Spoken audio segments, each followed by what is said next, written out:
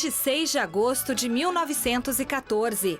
Inspirados pela visita ao Brasil do Torino e do Pro Vercelli, equipes italianas de futebol, alguns jovens vindos do país europeu para São Paulo decidiram fundar um time para representar os imigrantes da velha bota. Nascia ali o Palestra Itália, primeira equipe de origem italiana da capital, e que logo no ano seguinte à fundação conquistou o primeiro dos títulos que lhe deram o apelido de campeão do século XX, a Taça Savoia. Em 1920, o sonho dos garotos operários virou realidade de gente de time grande, com a compra do Parque Antártica, onde o Palestra já mandava jogos desde 1917. Com o próprio dinheiro, nas décadas seguintes, o clube construiu o estádio que foi a casa dele por quase um século. Em 1942, com a Itália aliada à Alemanha nazista durante a Segunda Guerra Mundial, o Palestra sofreu pressão política e foi obrigado a mudar de nome, primeiro para a Palestra de São Paulo e depois para a Sociedade Esportiva Palmeiras. E a estreia do novo nome foi com o título paulista, no episódio que ficou conhecido como Arrancada Heróica. Contra o rival São Paulo, no Pacaembu, os jogadores entraram em campo com uma bandeira brasileira e trouxeram a torcida para o lado do Palmeiras. Apoiado, o time venceu por 3-1 e viu os adversários irem embora do estádio no intervalo, ficando a taça com a equipe do Parque Antártica. O clube dos italianos era agora definitivamente brasileiro. Nos anos seguintes, o Palmeiras confirmou ser uma grande potência do futebol nacional, com muitos títulos. Em 51 veio a Copa Rio, que resgatou a autoestima dos brasileiros, ainda traumatizados com a perda da Copa do Mundo no ano anterior. Na época, a conquista foi exaltada em todo o país como um título mundial.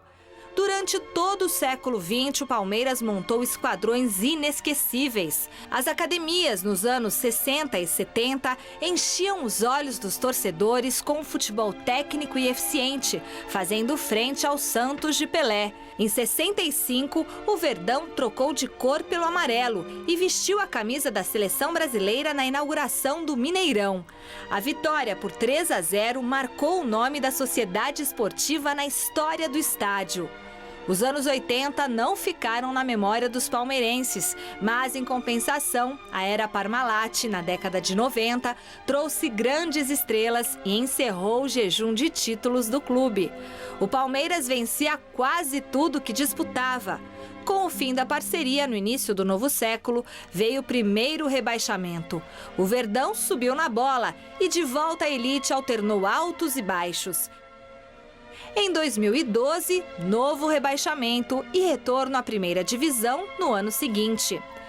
Craques da história do futebol brasileiro como Heitor, Julinho Botelho, Oberdan Catani, Valdemar Fiume, Djalma Santos, Ademir da Guia, Leão, Dudu, Luiz Pereira, Leivinha, Rivaldo, Evair, Edmundo, Alex e Marcos são alguns dos vários nomes lendários que vestiram a camisa verde. Os títulos em 100 anos de existência não são poucos. Os principais foram conquistados pelo time de futebol, embora o Palmeiras tenha destaque também em outras modalidades.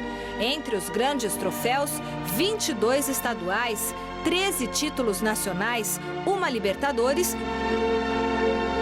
e a Copa Rio de 51.